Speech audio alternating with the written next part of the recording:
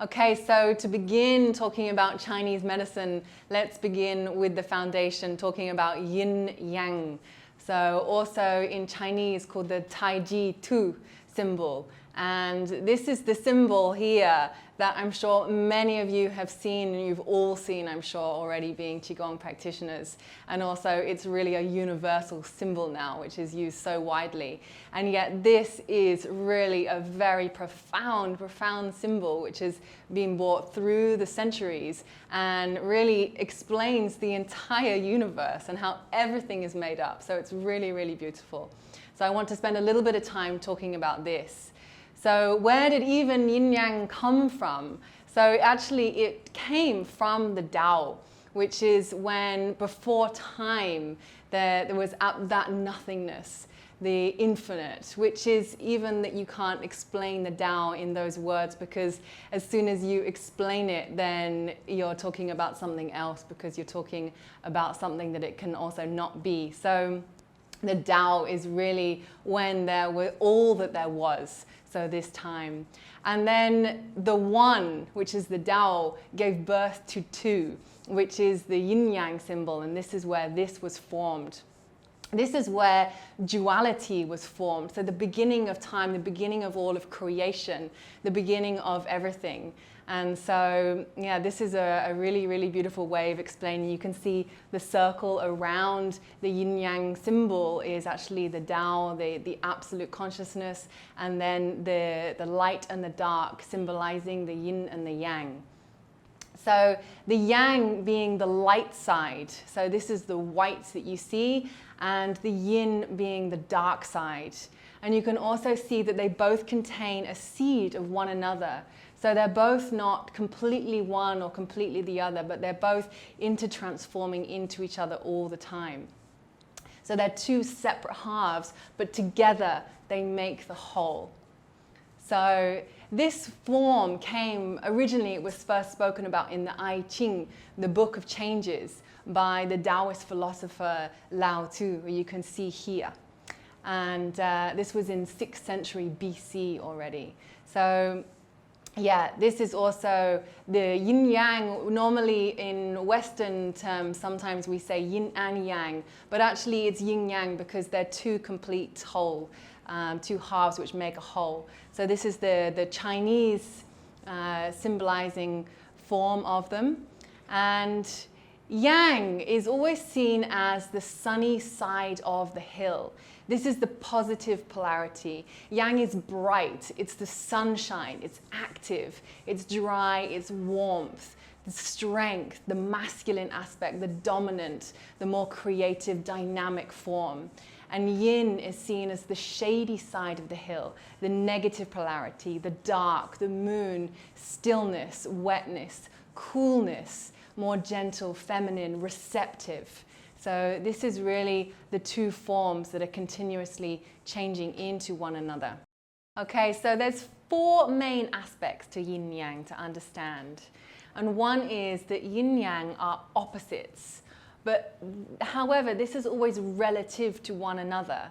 So yes, for instance, the day, the midday is completely opposite to midnight. However, so the midday being the utmost of the yang expression and the midnight being the yin expression. However, if you think about dawn, then this would be yin compared to midday, of course, but dawn compared to midnight would actually be more yang in its energetic. So you can see here that they're always relative to one another. Something can never be completely yin or completely yang. We're always comparing them to one another. So this is an important principle to understand. The next one is that they are interdependent to one another. So they are completely separate, and yet they cannot exist without one another. So there cannot be a midnight without a midday. There cannot be cold without hot. And there cannot be above without below. So understanding that they are two separate things, but they coexist with one another. The other aspect is that they mutually consume one another to create balance. So this is a sense of that when yang sort of starts to come into its play, that actually when it reaches too much yang activity, then yin will start to just come into play, so they're balancing one another. So this can be if something is getting, you know, too active, if there's a lot of activity in our lives, then naturally we just start to our energy wants to rest and come down again. So this is just this continuous play of balance which happenings within us and also within the natural world. And the fourth one is the intertransforming aspect of yin yang. So once they reach their peak, they're always turning into one another. So yin turns into yang and yang turns into yin. And you can see this, for example, in the midnight when it's the utmost of the yin time of day, and it cannot be any more yin, it cannot change any further. It's reached its peak. And so at that point, then yang just starts to come into play. The same with the daytime, when the sun is at its utmost and it's at its heat and most yang, then naturally it's going to start to transform into yin. And again, you can see this in our own bodies, our own system, and within everything in the natural environment. Okay, so here's a few tables which helps to explain yin yang a little bit further in depth, so you can really see these opposites and what they are.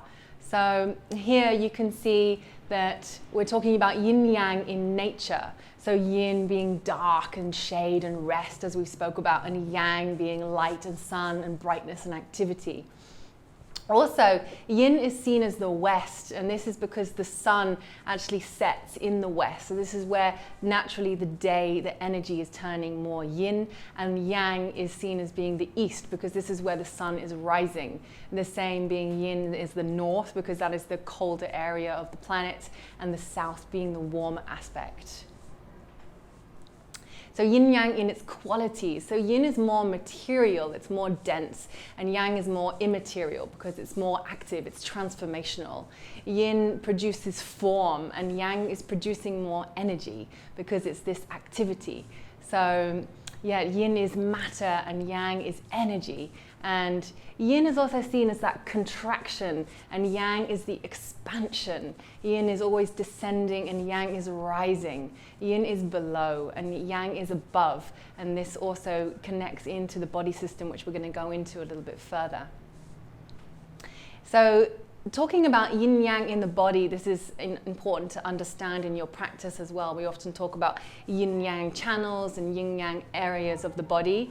And so really understanding what yin means. So yin is this feminine, more gentle, receptive side, and yang being the more strong and exterior, active side of the bodies as well. So yin being always the inferior, so below, and yang being superior. Yin is the anterior and the medial aspect of the body, and yang being the posterior and the lateral aspect of the body. So yin is the front side because this is the area that you always want to protect, and yang is the back, which is more naturally the area where, you know, there's more protection in the body. Yin is the structure and yang is more of the function. Yin is the body and yang is the head, and yin are more of the organs and yang is the skin and the muscles, more of the exterior of the body. Of course, however, everything is always relative. So yes, the organs are more yin than the skin and the muscles, which are more yang. However, there is yin and yang organs as well, you know, when we compare them to themselves. So this is really important to understand. Okay, so yin yang in activity. This table here really gives you an explanation as to the qualities of yin yang. And we've been through a lot of these already, talking that yin is cold and yang is hot. Yin is more quiet and yang is sort of restless and active. Also important ones is at the bottom of this table to see is that yin is more about conservation and storage and preserving energy, nourishing the system, and yang is more of this transformation and change. So when we have a look at yin yang in disease, then you can see how they correspond to different symptoms in the body. So if there's a yin disease, so there's a yang deficiency, then it's going to be more chronic. There's a gradual onset, and sort of it's more lingering. They're cold, they're pale, they want hot drinks and want to curl up. And if there's a yang disease, then there's going to be a yin deficiency, and so it's more acute, sudden onset. There's more heat, they're restless, and they want to sort of throw off the bedclothes, and there's more of that heat pathogen that's experiencing. So you can understand this in the Qigong practice as well, and then bring in the sequences which are going to help to balance yin and yang and bring back harmony in the body.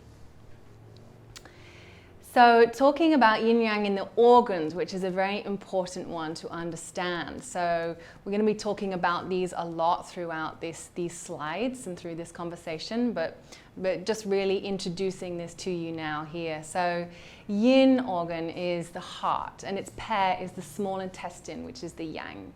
And then the lung is the yin, and the large intestine is the yang. The spleen is the yin, and the stomach is the yang. The liver is the yin, the gallbladder is the yang, the kidneys are the yin, and the urinary bladder is the yang. And the pericardium is the yin, and the sanjiao, or the triple heater as it's sometimes called, is the yang.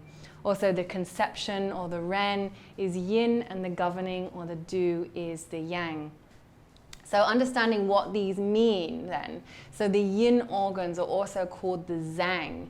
And the reason why we call the yin organs the Zang and the yang organs the Fu. And this is because they're really describing more than just the organ functions themselves, but really how they correspond out into every part of the body. So yeah, it's really a word that cannot be completely translated into English. But the yin organs, they store the vital substances of qi and blood and essence and body fluids, and they store only the pure refined substances that they can receive from yang organs after transformation of food and air. And the Fu, the yang organs, they do not store, but they empty and refill. They receive, move, and transform, digest, and excrete.